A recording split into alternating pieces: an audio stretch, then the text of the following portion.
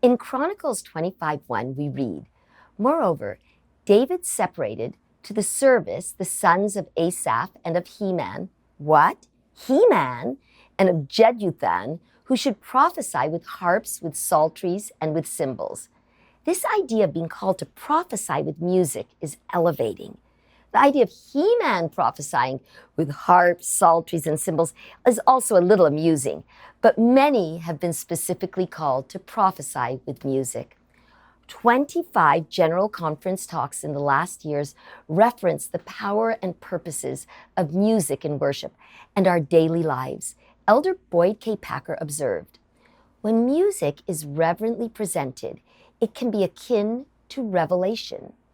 At times, I think it cannot be separated from the voice of God, the quiet, still voice of the Spirit." As we all know, David was beloved by God.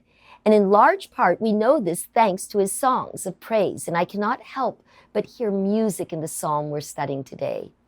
Reading it feels like a symphony. How glorious it must have been with harps, instruments, string and wind and voices. Psalm 50, a song to the Lord, has a prophetic, messianic majesty that is undeniable. Let's read some of it together. "The mighty God, even the Lord hath spoken, called the earth from the rising of the sun unto the going down thereof.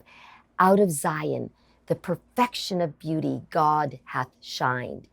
Our God shall come and shall not keep silence. A fire shall devour before him, and it shall be very tempestuous round about him." This imagery conjured for me the images of Jesus in the Book of Mormon, taking extra time to bless the little children who had gathered with their families to hear his great sermon. "And he spake unto the multitude and said unto them, Behold your little ones. And as they looked, they saw angels descending out of heaven, as it were, in the midst of fire. And they came down and encircled those little ones about, and the angels did minister unto them." The psalm continues, "He shall call to the heavens from above and to the earth, that he may judge his people." The scriptures from 3 Nephi 17 fit right into this vision of the Savior, calling angels from on high and the faithful from earth to meet together. Of course, it is easy to imagine a bit of tempestuousness around the Lord as all those little children gathered and as he judged his people. The depictions in Psalm 50 of the Lord as the Creator, our Redeemer, a very present help in need, our Judge, not harsh, but fair, is panoramic. The tender, loving attentiveness of a devoted father is mingled with stern warning that choices have consequences. "Gather my saints together unto me, those that have made a covenant with me by sacrifice.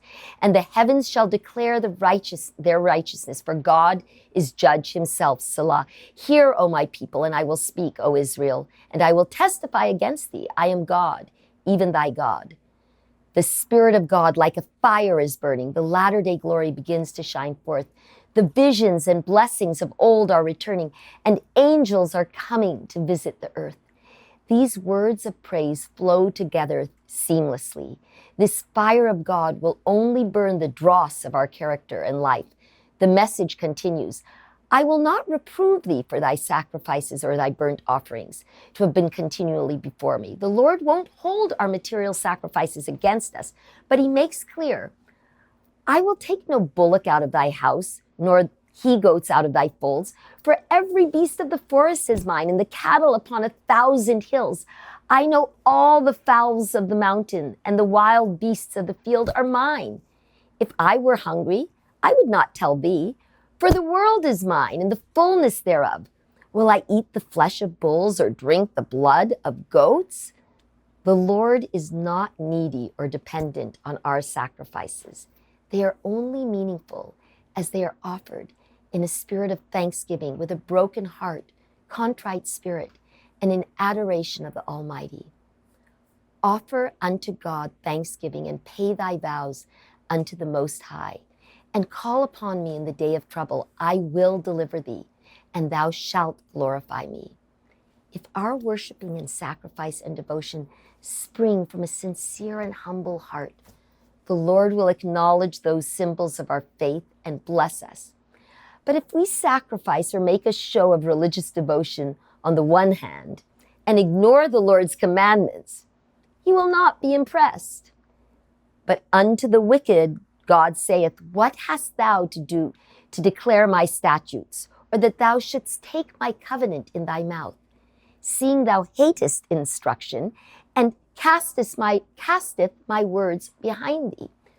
We will make mistakes, like not respecting or caring for our families, but we can forsake those errors through the atonement and still be privileged to partake in the greatest gift of God.